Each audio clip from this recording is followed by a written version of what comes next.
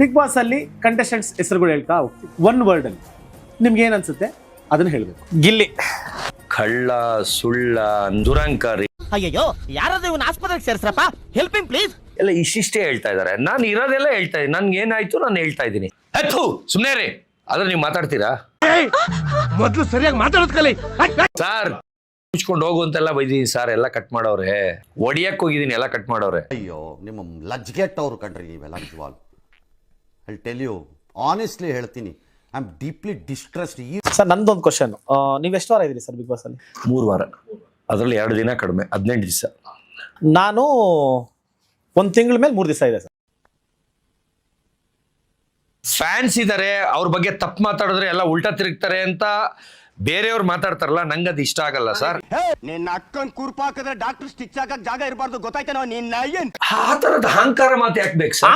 ಅಹಂಕಾರನೇ ಇದು ಸರ್. ನೀವ್ ಹೇಳ್ತಾ ಇರೋದು ಗಿಲ್ಲಿ ಮಾಡ್ತಾ ಇರೋದು ಅಹಂಕಾರದ್ದು ಸರ್. ಜಡ್ಜ್ ಮಾಡೋದು ಬೇಡ, ನಮ್ಗೆ ಅವ್ರು ಇಷ್ಟ ಇಲ್ವೋ ಅವರಿಂದ ದೂರ. ಆಯ್ತು, ಆಮೇಲೆ 25,000ದಿಂದ 30,000 ರೂಪಾಯಿನೇ ಅವನು. ನಾನು 2.5 ಲಕ್ಷದಿಂದ 10 ಲಕ್ಷನೇ ನಾನು ಶೂಟ್ ಮಾಡಿ ಸಾಯಿಸ್ಬಿಡ್ತೀನಿ. ಇರಿಟೇಷನ್ ಕಣ್ರಿ, ಕಳ್ಸಿ ಆಚೆ. ಸ್ಪಂದನ ಕಾವ್ಯಗೂ ಡೀಲ್ ಕುದುರಿಸ್ತಾ ಇದ್ರು. ಆಚೆ ಬಂದ್ಮೇಲೆ 25,000 30,000 ಕೊಡ್ತೀವಿ. ರೇಟ್ ಎಷ್ಟು? ಇಲ್ಲ ಸರ್, ಒರಿಜಿನಲ್. ಅವ್ರು ಬರೀ ದುಡ್ಡು ದುಡ್ಡು ದುಡ್ಡು. ಡೇ 1 ಇಂದ ಪೇಮೆಂಟ್.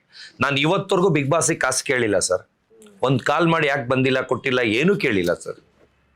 ಅವರು ಬಂದಾಗಿಂದನೂ ಕಾಸು ಒಳಗಡೆಯಿಂದ ಕಾಸು ಬಂದಿರೋದೇ ಪೇಮೆಂಟ್ ಅಂತಾನೆ ಮಾತಾಡಿರೋದು. ಆಚೆ ಬಂದ್ಮೇಲೆ भाई मजा आया और मैं ये जो मजा है हिंदुस्तान के हर व्यक्ति को देना चाहता हूं.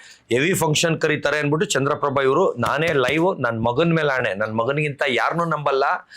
ನಾನು ಅಷ್ಟು ಇಷ್ಟಪಡೋದು ನಮ್ಮ ಅಪ್ಪ ಅಮ್ಮನೂ ಹಚ್ಕೊಂಡಿಲ್ಲ. ನನ್ನ ಮಗನ ಮೇಲೆ ಆಣೆ 30,000 ರೂಪಾಯಿಗೆ ಹೋಗ್ತೀನಿ ಅಂತ ಹೇಳ್ತಾ ಇದ್ರು ಚಂದ್ರಪ್ರಭಾ ಗಿಲ್ಲಿ ಅವರು.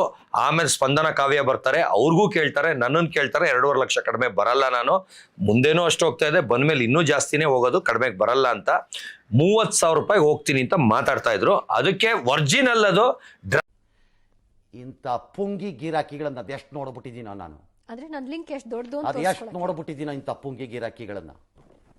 ಇದನ್ನ ನಂಬಿಕೊಂಡು ಹೋದ್ರೆ ಅಷ್ಟೇ ಈ ಗಿರಾಕಿಗಳ ಪೊಟ್ಟು. ನಾಮಕ್ಕಲ್ಲ, ಅದು ಒರಿಜಿನಲ್ ಮಾತಾಡಿ ಚಂದ್ರಪ್ರಭಾ ಇವರಿಬ್ರೇನೆ. ಕಾವ್ಯ ಸ್ಪಂದನಾಗಿ ಆಮೇಲೆ ಡೀಲ್ ಕುದುರಿಸ್ತಾ ಇದ್ರು.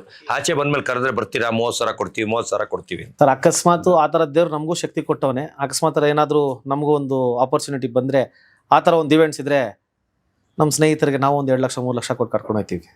ಏನೋ ನೀವು ಬಿಟ್ಕೊಡಲ್ಲ ಅದಕ್ಕೆ, ಅಥವಾ ಏನಾಗುತ್ತೆ ನಿಮ್ಗೆ ಇವಾಗ ಲವ್ ಆಗ್ಬಿಟ್ಟಿದೆ. ನಮ್ಗೆ ಆಗಲ್ಲ. ನಮ್ಗೆ ಅಷ್ಟು ತೊಂದರೆ ಕೊಟ್ಟಿದ್ದಾರೆ, ಅದರಿಂದ ಆಗಲ್ಲ.